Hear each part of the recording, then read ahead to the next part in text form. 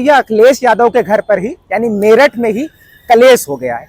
जैसे ही sitting MP ST Hasan का ticket उन्होंने काटा मुरादाबाद सीट से, रुचि वीरा को टिकट दिया। रुचि वीरा ने नामांकन भरा। जैसे ही नामांकन भरा, इससे पहले एमआईएम ने कोई भी अपने कैंडिडेट का ऐलान नहीं किया था, लेकिन जैसे ही सिटिंग एमपी एसटी हसन का टिकट कटा, जैसे ही सांसद, एक मुस्लिम सांसद का जो कि सिटिंग एमपी थे, उसका टिकट कटा और टिकट कटने के बाद रुचि वीरा ने अपना नामांकन दर्ज कराया। नामांकन दर्ज कराने के बाद एमआईएम ने तुरंत ऐलान कर दिया कि हम मुरादाबाद से कैंडिडेट उतारेंगे।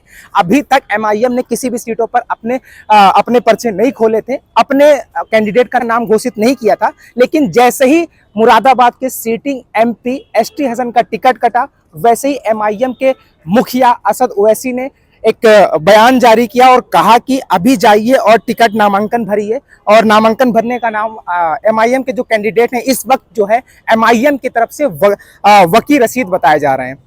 अभी मैं आपको हाल ही में बता दूं कि इससे पहले जब मुरादाबाद के मेयर का चुनाव हुआ था तो एमआईएम दूसरे नंबर पर थी और तीसरे नंबर पर समाजवादी पार्टी थी। लेकिन अब ऐसा लग रहा है कि एक संसद में खड़े होकर के ओवैसी बोलता था।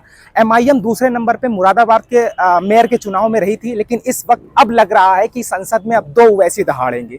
वकील रशीद इस वक्त ओवैसी की जुबान बोलेंगे और लोकसभा में दहाड़ेंगे, क्योंकि जब मेयर के चुनाव में दूसरे नंबर पर आ सकते हैं और अब तो एसटी हसन का टिकट भी कट गया, तो जो मुस्लिम वोट जो है वो कहीं ना कहीं बिखरने वाला था। जो एसटी हसन के जो कोर वोटर थे, जो एसटी हसन के वोटर्स थे, वो कहीं ना कहीं एमआईएम की तरफ जाने की कोशिश करेंगे, क्योंकि एक मुस्लिम सिटिंग एमपी का टिकट कट गया है, एसटी हसन का टिकट कट गया है, तो अब कहीं ना कहीं मुस्लिम जो है मुस्त हो जाएगा।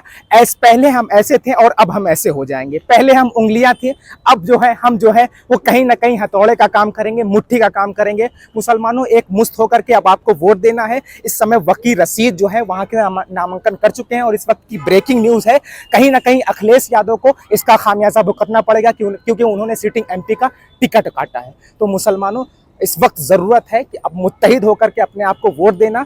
मेरठ की सीट में, मेरठ में मेयर के चुनाव में दूसरे नंबर पे थे, लेकिन लोकसभा के चुनाव पर हम पहले नंबर पर होंगे। और अगर आप चाहते हैं कि एमआईएम जो है वो पहले नंबर पर जीत करके लोकसभा में जाए, वकील रशीद साहब, ओवैसी साहब की जबान बोले, तो इस वीडियो को ज्यादा से ज्यादा लाइक कीजिएगा, कमेंट कीजिएगा और शेयर जरूर कीजिएगा। और हाँ, चैनल को सब्सक्राइब कर दीजिएगा ताकि चुनाव की अपडेटेड न्यूज आपको तुरंत मिलती रहे।